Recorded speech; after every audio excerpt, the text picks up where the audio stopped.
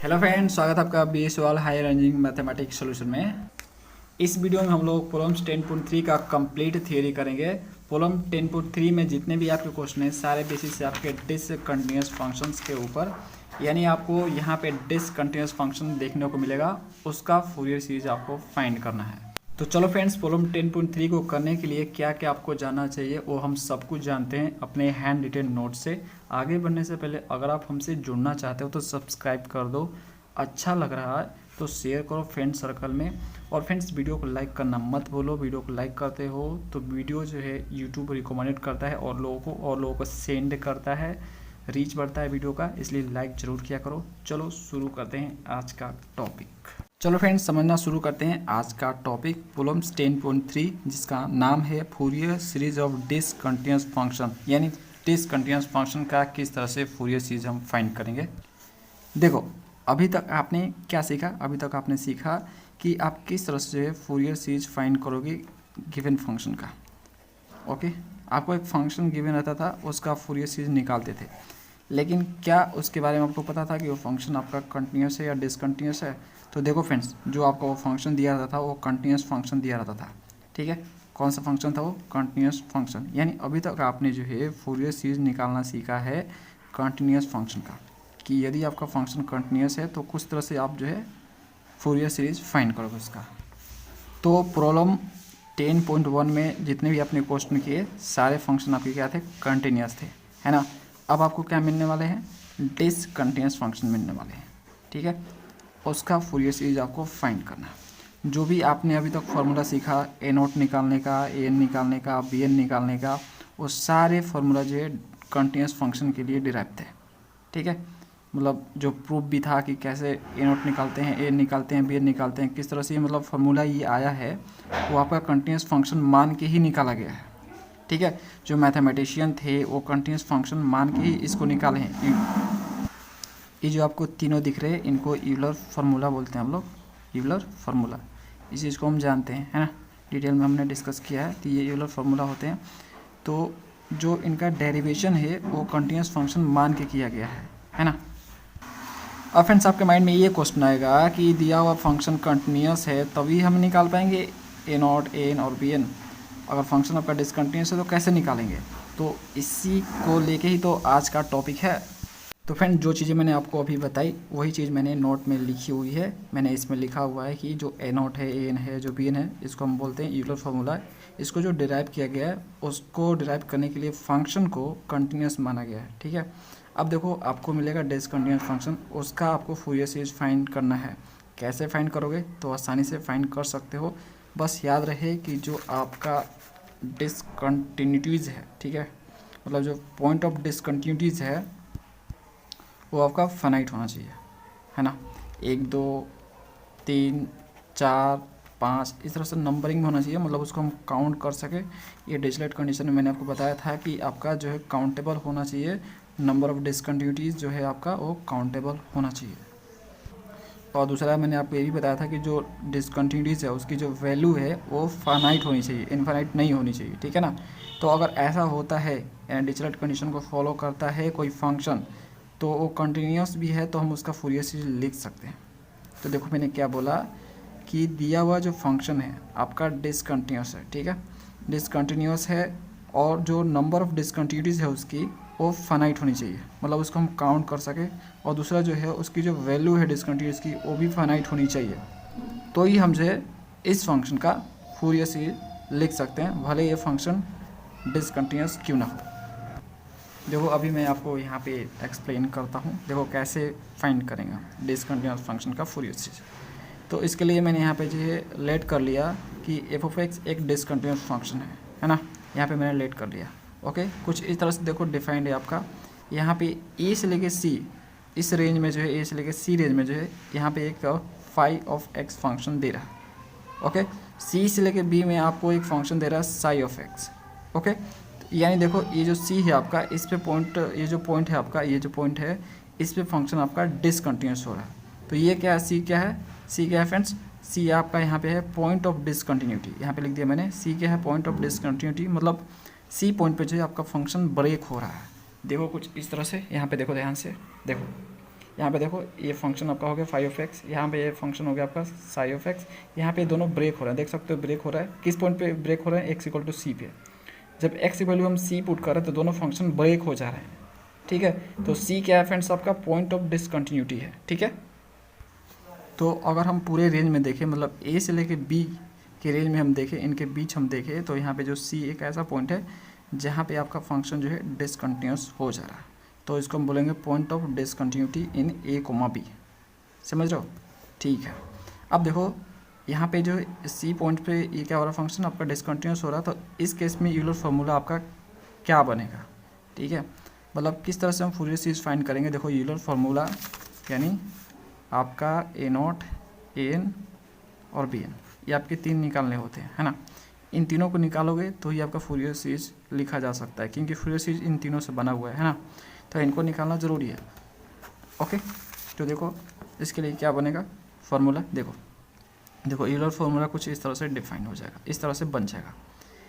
Okay, यहाँ पे देखो ए नॉट आप कुछ इस तरह से निकालोगे। यहाँ पे क्या करोगे, जो दोनों फंक्शन आपको गिवन है यहाँ पे, मतलब इस रेंज के लिए अलग फंक्शन है, इस रेंज के लिए अलग फंक्शन है ना। तो इन दोनों फंक्शन का जो है आप यहाँ पे इस तरह से इंटीग्रेशन करोगे। ए नोट तो हम ऐसे ही निकालते हैं ना फ्रेंड्स। ए नोट हम कैसे निकालते हैं? ए नोट में हम क्या करते हैं? फंक्शन को क्या करते हैं? हम इंटीग्रेट करते हैं सिंपली, है ना, लिमिट से।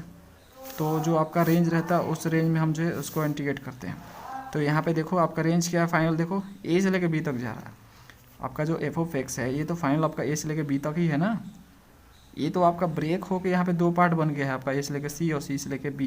लेकिन फाइनल देखोगे ये जो फंक्शन है आपका, ये आपका ए से लेके बी तक जा रहा है, ठीक है। तो फ्रेंड्स यहाँ पे जो आपका फंक्शन है इसको हम लोग ए से लेके बी तक इंटीग्रेट करते थे। यहाँ पे आपका होता था 2 डिवाइड बाई बी माइनस ए होता था। ओके, ये आपका ए नोट होता था। लेकिन यहाँ पे देखो ये जो फंक्शन आपका दो पार्ट में ब्रेक हो गया है, दिस और दिस दो पार्ट में ब्रेक हो गया, मतलब इन दोनों को जोड़ते हैं हम तो एक फंक्शन मिलता है, एफ ऑफ एक्स मिलता है। ओके फ्रेंड्स, तो यहाँ पे मुझे अगर लिखना होगा ए नोट, यहाँ पे लिखना होगा तो क्या करूँगा मैं? 2 डिवाइड बाई बी माइनस ए से लेके बी यहाँ पे, ठीक है। यहाँ पे इस फंक्शन को दो पार्ट में इस तरह से ब्रेक किया गया है, तो इन दोनों को जोड़ूंगा तो हमें एफ ऑफ एक्स मिल जाएगा ना। तो इनको मैं लिख रहा हूँ यहाँ पे, देखो यहाँ पे देखो phi of X plus psi of X, ठीक है। इन दोनों को लिख दिया मैंने सम करके। ओके, इंटीग्रेट कर दिया एक्स के रेस्पेक्ट में।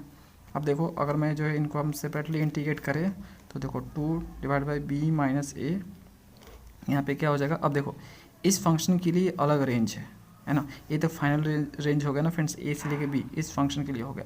इसके लिए अलग रेंज है, तो इसके लिए रेंज क्या है? देखो इसके लिए रेंज क्या है? ए से लेके सी। तो यहाँ पे हम क्या करेंगे फ्रेंड्स, यहाँ पे पहले तो ब्रैकेट डाल दो, ठीक है।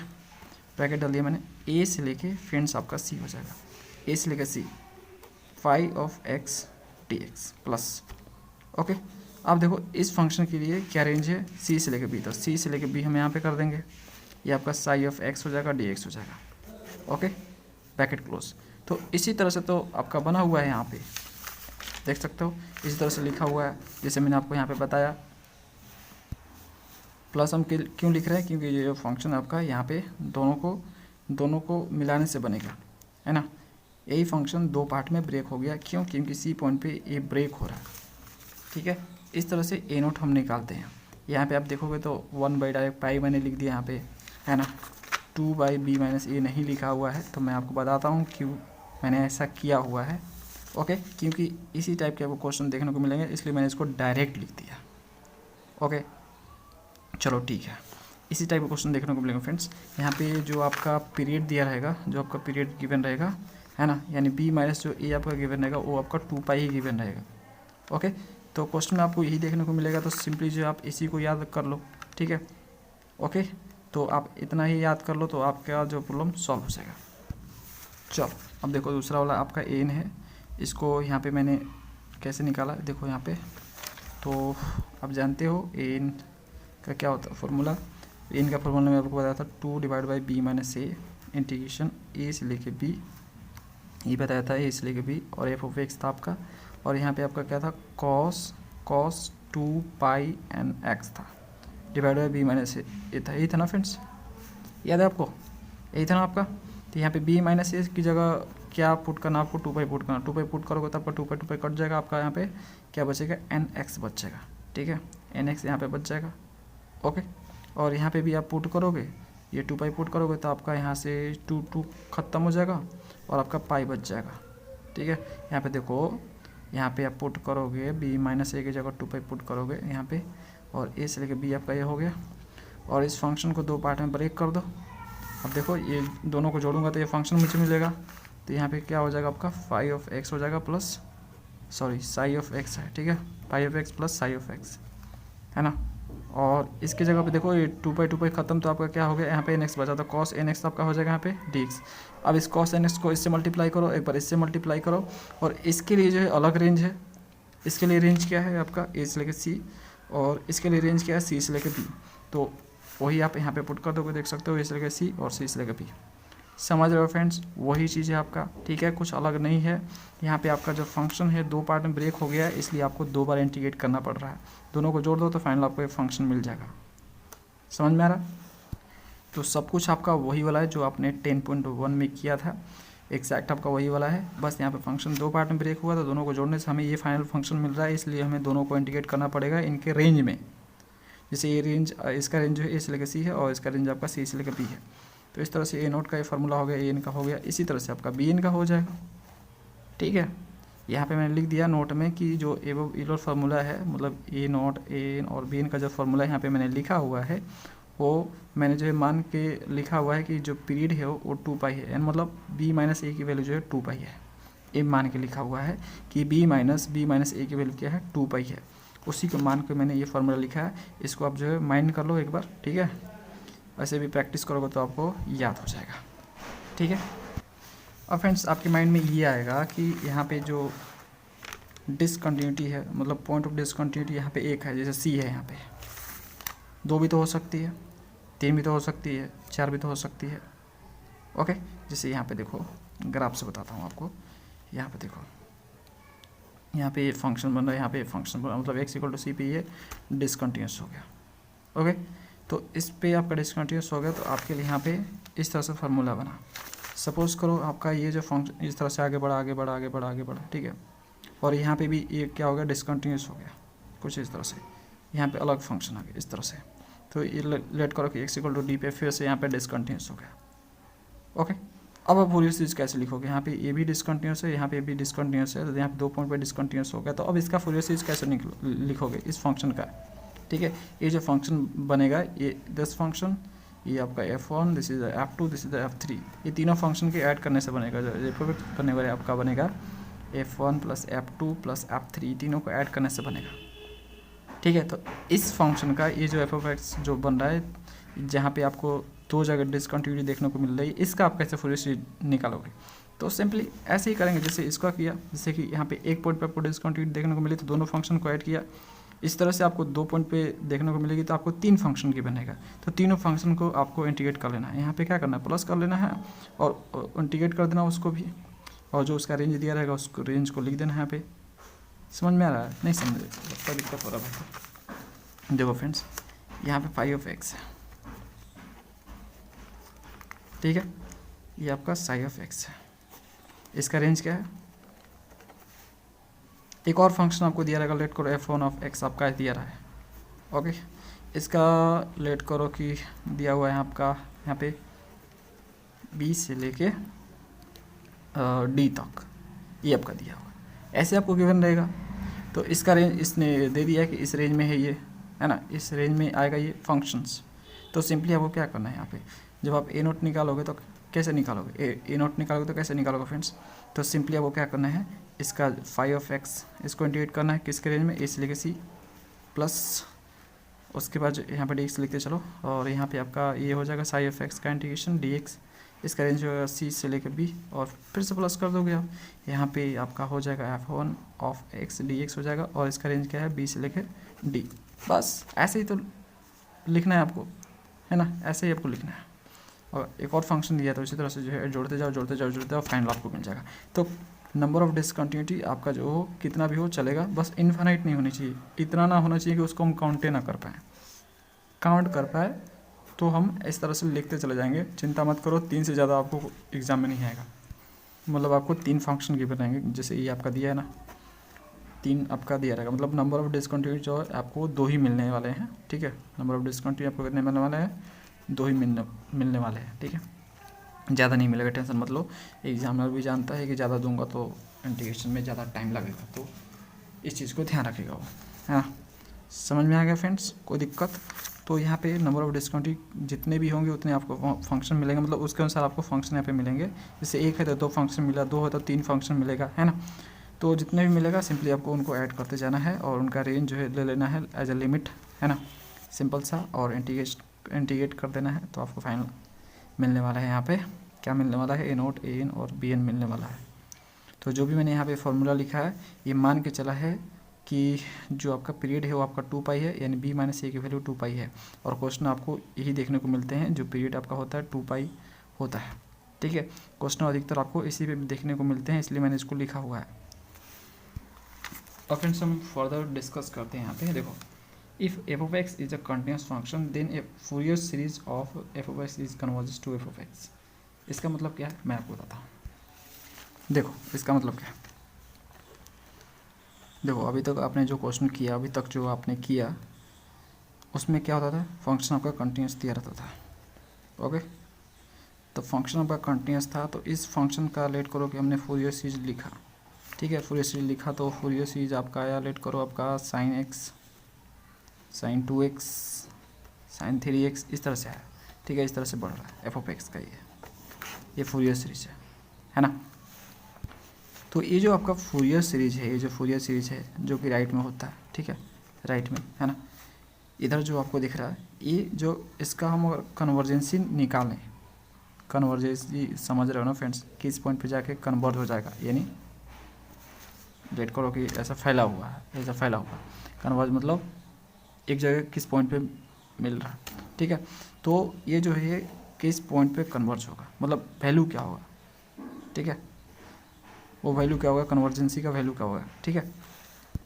फंक्शन यदि कंटिन्यूस है तो, मैं यहाँ पे कंटिन्यूस का भी बात कर रहा हूँ। फंक्शन आपका कंटिन्यूस है, लेट करो कि आपका f(x) आपका कंटिन्यूस फंक्शन है, उसका फूरियर सीरीज ये है। तो ये जो फूरियर सीरीज है किस पॉइंट पे कन्वर्स होगा, ठीक है, इसकी वैल्यू क्या होगी, ओके, वो आपका होता है। और जो कन्वर्जेंसी होती है इसकी, जो कंटिन्यूस फंक्शन जो कन्वर्जेंसी उसकी होती है f(x) होती है। तो यदि आपका फंक्शन कंटिन्यूस है तो जो उसकी कन्वर्जेंसी होगी वो f(x) होगी, ओके, क्योंकि इसी से तो बना हुआ है आपका ये फूरियर सीरीज, है ना। तो जब इसकी हम कन्वर्जेंसी निकालेंगे, ठीक है, तो यहाँ पे f(x) आने वाली है, फंक्शन यदि कंटिन्यूस है तो। वो चीज़ मैंने यहाँ पे लिखा है फ्रेंड्स, यहाँ पे वो चीज़ मैंने लिखा है कि यदि f(x) कंटिन्यूस फंक्शन है तो जो फूरियर सीरीज होगा f(x) का वो कन्वर्ज करेगा f(x) पे, ओके। चलो आगे बढ़ते हैं, अगला नोट पे आते हैं। If c is the point of discontinuity of f(x)। अब यहाँ पे ये जो डिस्कशन हो रहा है ये आपका हो रहा है डिसकंटिन्यूस फंक्शन के लिए। तो मान के चलिए कि जो आपका फंक्शन है f(x) वो डिसकंटिन्यूस फंक्शन है।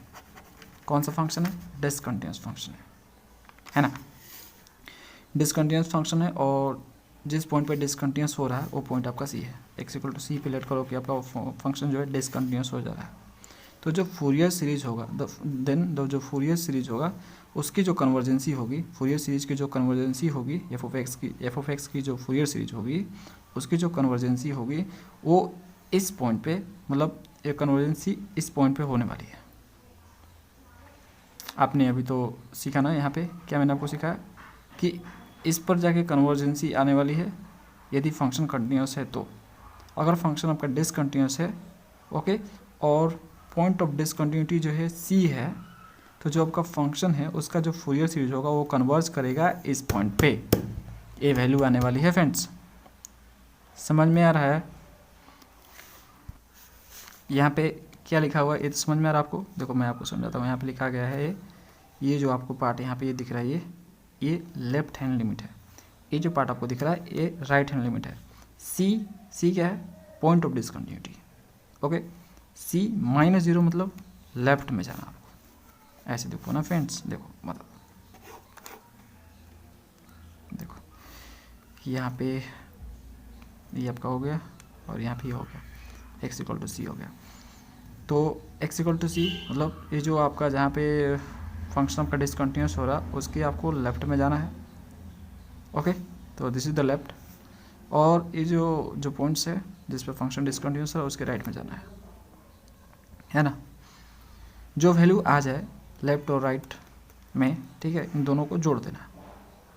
दोनों को जोड़ने के बाद 2 से डिवाइड कर देना है, यानी एक तरह से बोल सकते हो कि एवरेज निकाला गया है ना। समझ रहे हो ना फ्रेंड्स।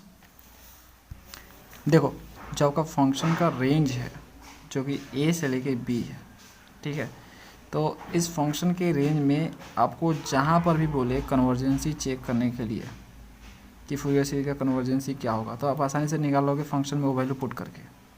लेकिन अगर आपको बोल दे कि पॉइंट ऑफ डिसकंटिन्यूटी मतलब जहाँ पे फंक्शन ब्रेक हो रहा है उसी पॉइंट पे जो है कन्वर्जेंसी बताओ, तो उसी पॉइंट पर कन्वर्जेंसी बताने के लिए आपको इस फॉर्मूले का यूज़ करना होगा। आप ऐसे ही निकालोगे, ये मैं आपको बता रहा हूँ। तो देखो यहाँ पे जो आपका c है x=c है, इसके लेफ्ट में कौन सा फंक्शन है, इसके लेफ्ट में ये आपका फाई ऑफ x है और ये आपका फाई ऑफ x है और this is the sigh of x है। ओके, तो ये वाला फंक्शन लोगे। ओके, इस फंक्शन में x की जगह पे c पुट करोगे आप, ठीक है। फिर आप जो है राइट में जाओगे तो ये वाला फंक्शन आपको मिलेगा। यहाँ पे आप जो है x की जगह पे c पुट करोगे, जो वैल्यू आएगी उन दोनों को आप जोड़ दोगे, ठीक है। उसके बाद 2 से डिवाइड कर दोगे। वही फ्रेंड्स आपकी कन्वर्जेंसी हो जाएगी किसकी, एफ ऑफ एक्स। इस फंक्शन की जो इस फंक्शन से फूरियर सीरीज बना है उसकी कन्वर्जेंसी हो जाएगी, ठीक है। तो फूरियर सीरीज का कन्वर्जेंसी अगर आपको पॉइंट ऑफ डिसकंटिन्यूटी पर निकालनी है तो आप ऐसे ही निकालोगे। फ्रेंड्स एक और चीज़ जिसको आपको याद रखना है, आपकी मर्जी, आप चाहो तो याद नहीं भी रख सकते हो, लेकिन जान लो। देखो जो आपका लेफ्ट हैंड लिमिट है, आपका लेफ्ट हैंड लिमिट और जो आपका राइट हैंड लिमिट है, ओके, वो दोनों आपका डिफरेंट आना चाहिए, मतलब इनकी जो वैल्यू है वो डिफरेंट आनी चाहिए और दोनों एडजस्ट करना चाहिए, ठीक है।